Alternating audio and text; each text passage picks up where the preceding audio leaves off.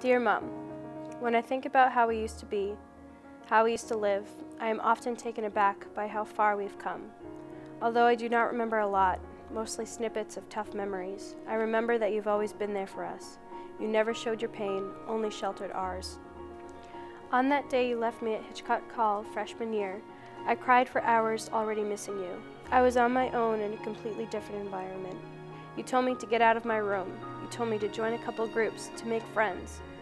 I tried out for the a cappella group Made in Harmony. I started volunteering for Aspiring Hands, an after-school program, and Seacoast Reads, an elementary school literacy program. I was helping kids in a struggling community who came from difficult family backgrounds. Parents with drug problems, parents in jail.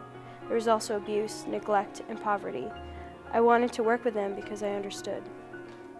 I got into Made in Harmony and began making friends. I started going out and experiencing the opportunities that UNH had to offer, and I called you every day. For as long as I can remember, school had been my refuge, but I still struggled. I didn't learn to read until first grade, and when the teachers found out, they made me take special classes. I never talked in class because I was so embarrassed. When I walked into English 401 in Ham Smith, I was still as shy as I was in high school. I sat towards the back, and I never raised my hand. After handing me back my last paper for his class, my teacher, Clark Knowles, said, "You've got great writing here. It's a shame you don't speak up. You've got something to say." I was just trying to hide my way through college, but he refused to let me. From that day on, he coached me along and guided me with my creative writing. He planted a seed for what would soon become my passion and my new major. The summer before senior year, I moved back home to Concord because I could no longer afford to live on campus. Money has always been tight. At the time, I was working at the English department office and at Marshall's at home, but it wasn't enough. I picked up a part-time job as a nanny for additional 20 to 30 hours a week. I sat on every penny I could, kept up with my car, and filled the fridge and your tank every chance I had. A few weeks before senior year started, I was checking my email and I had a message with the subject line, "Scholarship Award Recipient." My heart raced.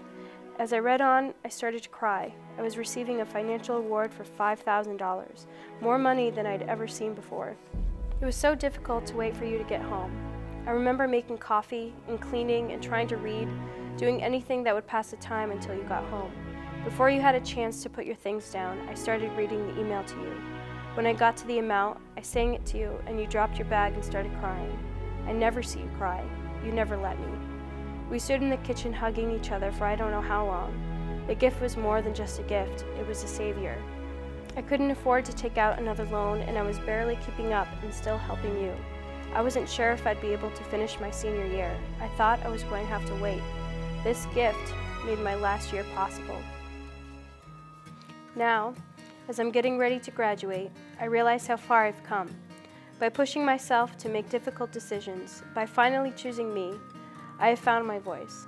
I launched the creative writing journal Scripter, which is now a university-recognized student organization that I am in charge of. I am leading groups, talking in classes, and constantly putting myself in leadership roles. Since finally finding my voice, I have become more confident and open. All of that is because of support. Support from the people whose scholarships helped me pursue opportunities I didn't know were out there, to find successes I didn't think were possible.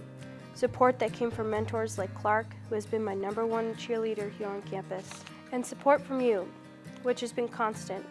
You have picked me up, tucked me in, and sent me on my path of success. And I know that you will say it was me. I did the work, but it wasn't.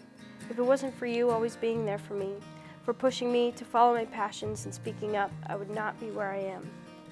I used to be afraid of graduating. I used to be afraid of being on my own. I used to be afraid of not being able to find a job, but I'm not so afraid anymore. I'm not afraid because you taught me not to be afraid. You taught me to believe in myself, to challenge myself, and to dream. And in a way, my donors did too. They made my time at UNH possible. Like you, Mom, they helped me believe in myself and find my voice. And for that, I'm forever grateful. Mom, you are my forever best friend, and I love you so much. Thank you for everything that you've done for me, and thank you for never giving up. I love you. I love you too.